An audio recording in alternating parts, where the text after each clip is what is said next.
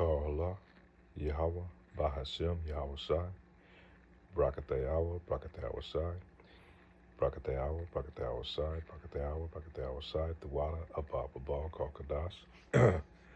I'd like to give double honors to the elders and apostles of Great Millstone that teach us truth, which I believe through the Spirit, lined up with the scriptures, 100% truth. I pray that this lesson is edifying to you, Aquayam, and Aquaths out there. And the title of this lesson is going to be A Man's Value. Really, it's talking about an Israelite's man's value, really. Break it down to it. And I just kind of printed out some things and off the internet and some of my thoughts that some bullet points I want to make sure that I cover in this lesson. We see what a woman's value is by looking into these broken single mother communities all over Babylon the Great. So you go any of these cities and these ghetto communities where there's Section 8 housing, where there's mother-run communities, you see the chaos and the derision and just all type of, no leadership. It's just total chaos, man. These places here in Babylon the Great are like war zones, man, and all this is designed and set up by Esau Edom. He did this purposely by taking the man out of the house.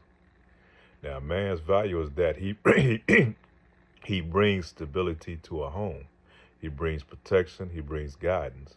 A man's value is more than just his paycheck, and child support is a good indicator of that, because child support, his presence is much more greater and much more needed. But child support is pretty much just making the man just an ATM machine, and him not having any dominion over the child. He's not be able to make decisions or be able to direct that child in the way to go.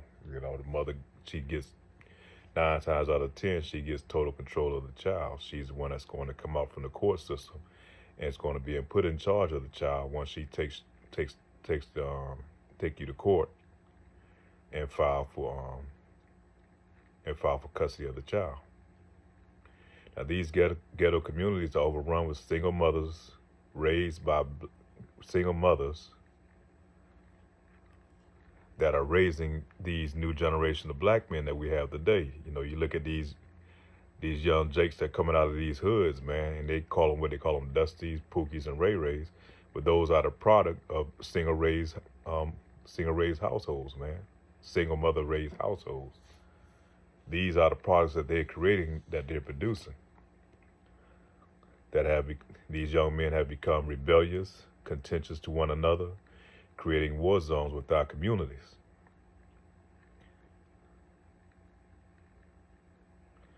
And another thing that's been most destructive to our community, man, feminism and single mother parenting have been the most destructive forces to our community. Those are the two major things that help destroy our community, man, that put it in the condition that we're in today.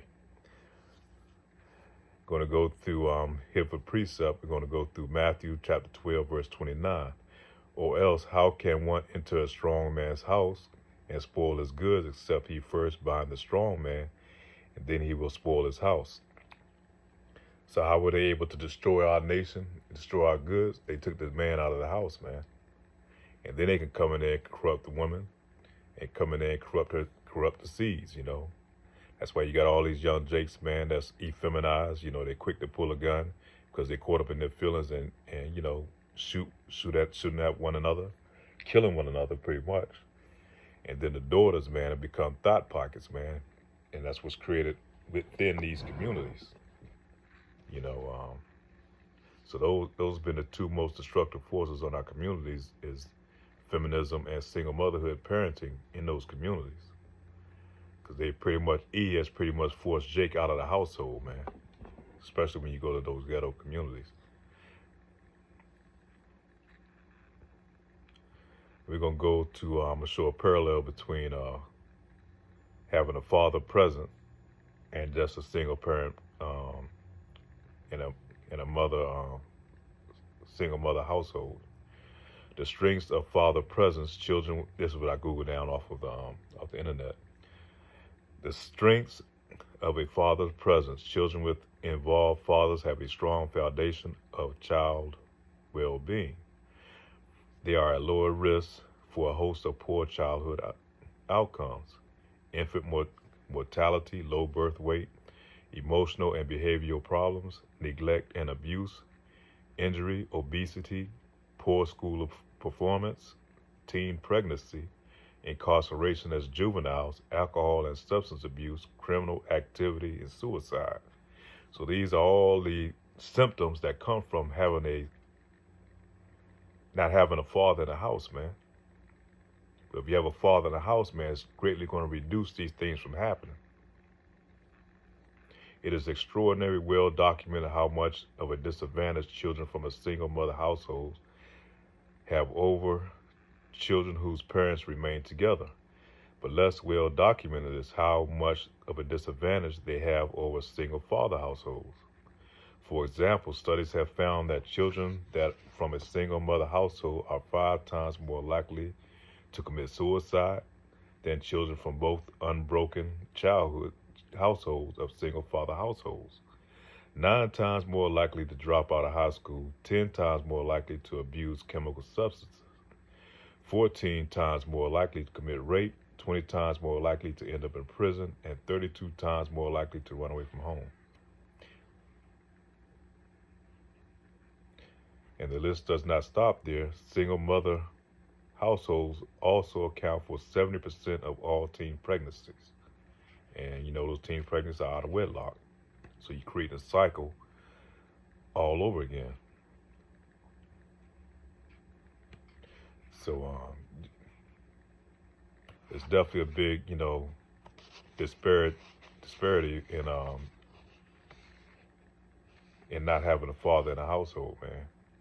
And don't think that our enemy, the oppressors, they know that. So that's why they push these agendas on our people. That's why they push feminism, where they put the mindset of a woman that she feels in her mind that she doesn't need a man,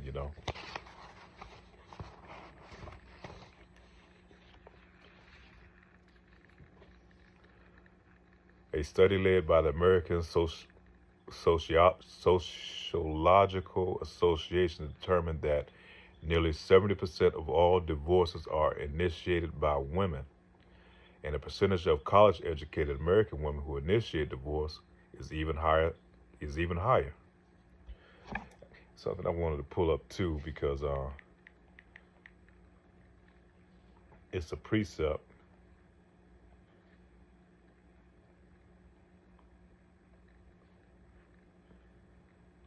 that goes right along with that.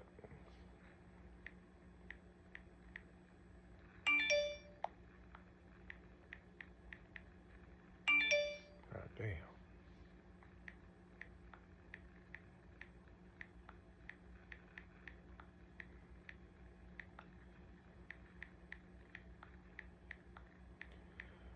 Bear with me for a second. I should have put this in there, but just pretty much came to me through the spirit. Okay, here it is. Proverbs chapter 14, verse 1.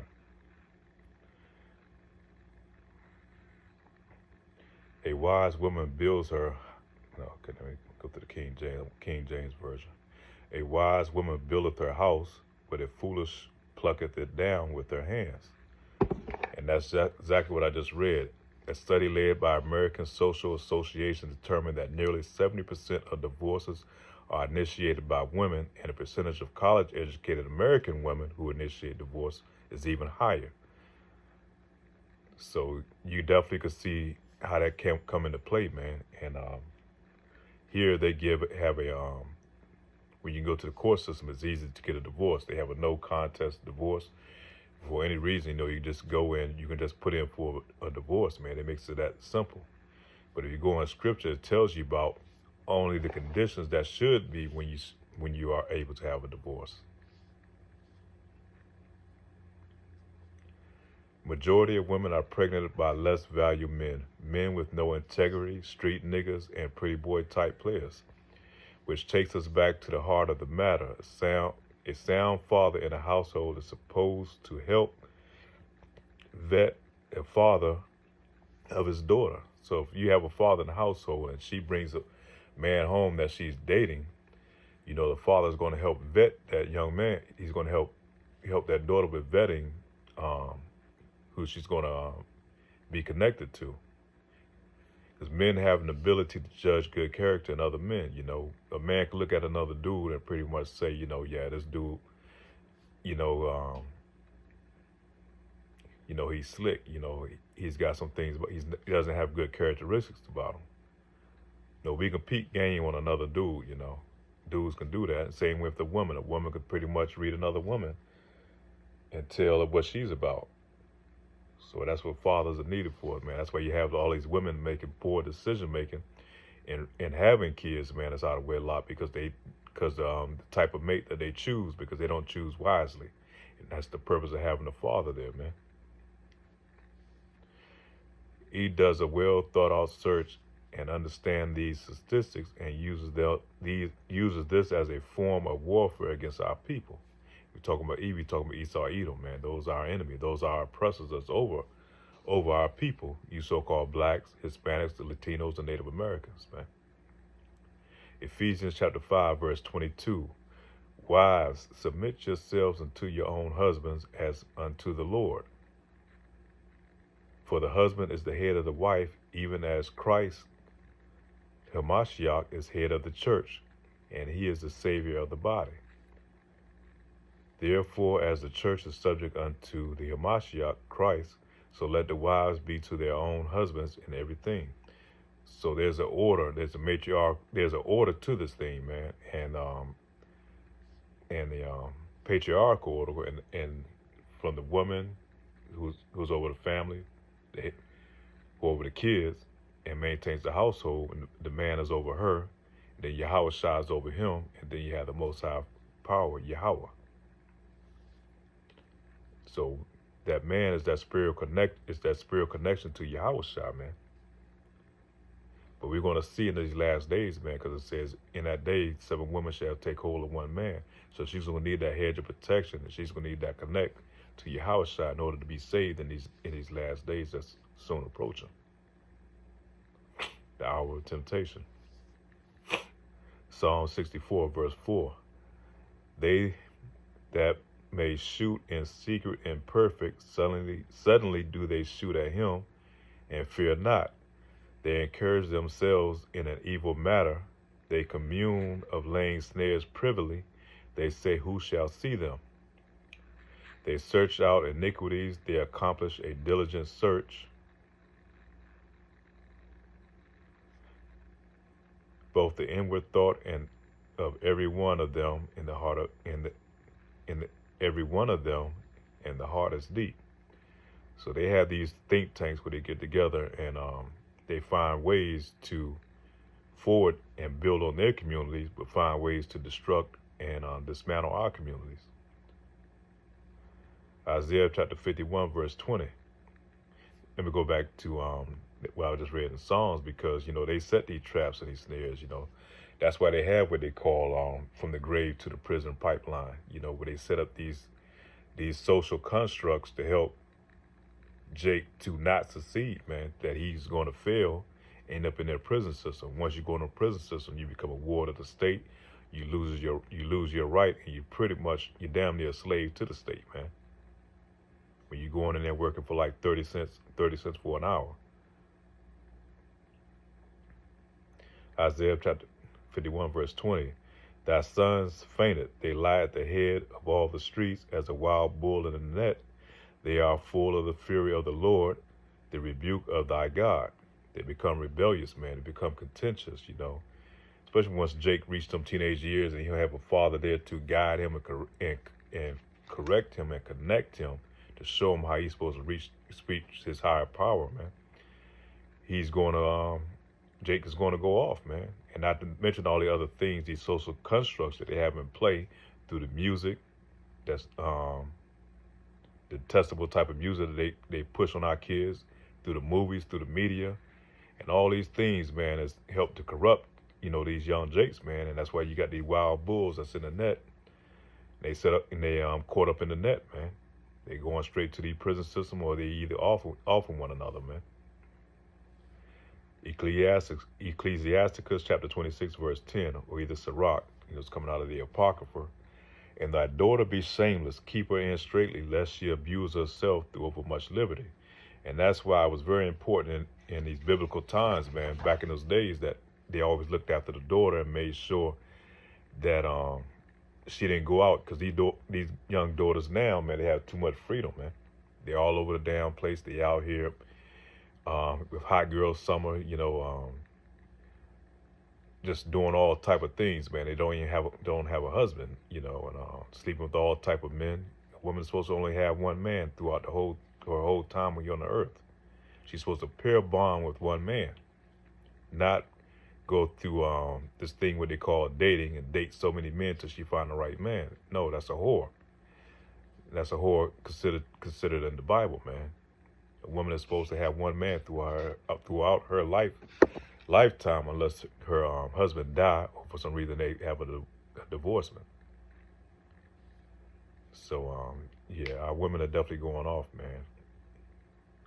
And that's why we have these girls now, these young girls now. They pretty much are thought pockets, man, because they take after what they teach and put in their heads, man. They have no covering over them. They just pretty much out to do whatever they want to do. And man, they only try to be like these entertainers, man. These Cardi B's, these Megan Thee Stallions, and what they got this new one now called Glorilla, man. It's just a bunch of degeneracy that's pushed on our youth. Psalms 83, verse 3. They have taken crafty counsel against thy people and consulted against thy hidden ones. They have said, come and let us cut them off from being a nation, that the name of Israel may be no more in remembrance. For they have consulted together with one consent. That means they came together. All these other nations, they know who we are, but we don't know. They are confederate against thee, convincing. They are confederate against thee. And they did this, and then when I said cut us off from being a nation, man, they cut us off from our heritage. So when they brought us over here, they beat our nationality out of us. They told us that we were slaves, that we were Africans, and pretty much cut us off from our heritage, man. Took our language from us, took our names from us, and everything.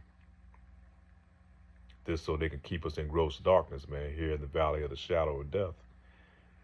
That's why most Jakes don't. That's why we didn't know who we were for a period of time, until the Lord opened up the seals and revealed that we, in this book, and opened it up to us that we know who we are, man. That we were regained and we would come back together. And that's where you go into, I think it was Ezekiel, where they're talking about we would get the skin covering over us again, all those dry bones.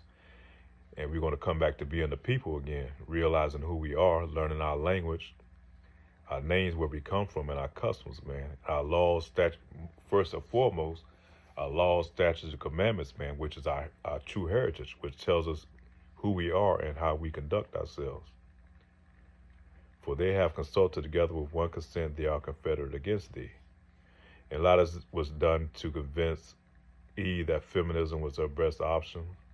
Abortion was a freedom, and welfare government and subsidies was a better option than to have an intact family. College degrees over a husband, man. A lot of women, they encourage them to go to college and for 4 or 5 years, and once that, go chase your career.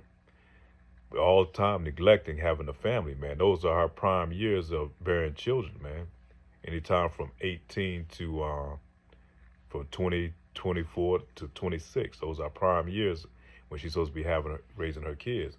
And her main purpose is supposed to be, she's supposed to be a helpmate to her man, not out here chasing the bag, man. That's where our nation goes off, because our women, they put in their mind to think, to pretty much think just only about themselves, man. Not thinking about nation building. So many of our women have become self-willed. They don't think of the terms of building of the nation. How do you build a nation? But you have intact families and communities that work together in conjunction. That's why we had a Rosewood back then. That's why you had a Black Wall Street. You had a Durham, North Carolina. You had all these places and pockets throughout the community post-slavery where we were thriving. But then here comes the devil. He comes sneaking in and putting these policies and offering rewards and broke up the familyhood, man. Broke up our nation. 1 Peter chapter 3, verse 7. Likewise, ye husbands, dwell with them according to knowledge, giving honor unto the wife as unto the weaker vessel, as being heirs together of the grace of life, that your prayers be not hindered.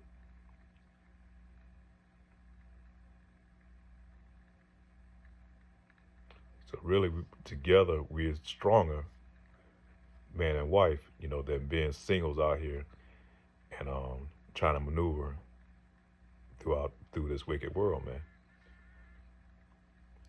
And here I Googled what a modern woman is. A modern woman is anyone who is living in now, who questions, who asks, who challenges, who stands up for her rights and for others. When you take that and you go to Proverbs 31, what a woman's supposed to be, and it tells you, man, that's totally contrary to what a woman's supposed to be. This modern day woman, man, is an abomination to the Lord, man. And the Lord comes back, man, in that day, man, these women are going to be very shamefaced, man. A lot of them going to be destroyed. Most of the 2/3 are going to be destroyed. Going to be a lot of our women of our nation, man, because they're going off what they're supposed to be. She's supposed to be humble-minded. She's supposed to be keepers at home, loving of her husbands, man. Not being contentious. Not questioning her man about all his decisions and everything that he does, man. She's supposed to be a helpmate to her partner, man. But most majority of our women, these modern women, man, they like headaches, man. Then I pulled up Google traditional wife. As a wife, she is expected to serve her husband, preparing food, clothing, and personal needs. As a mother, she has to take care of the children and their needs, including education. As a worker, she has to be a professional and disciplined. So she has a very strong, important role in our household, man. And that's how we build our nation, man. That's how, as a nation, we come up and be comparable to these other nations out here, man. But right now, with the women being the head, they push the man to the back. These nations look at us and have no respect for us, man. What nation's going to respect another nation, man, where they don't even have a household, man? All these other nations, man, they don't promote that thing where they're going to have destroy the household and not having a man in the house. What other nation of women say they don't need a man other than us Israelite women, man? That's part of that enchantment that's been pushed on our women, man. They've been totally enchanted under the spell of Babylon the Great, man, thinking that she could do it on her own without the men of her nation. So with that, I pray this lesson edifying. With that, on to the next. Shalom.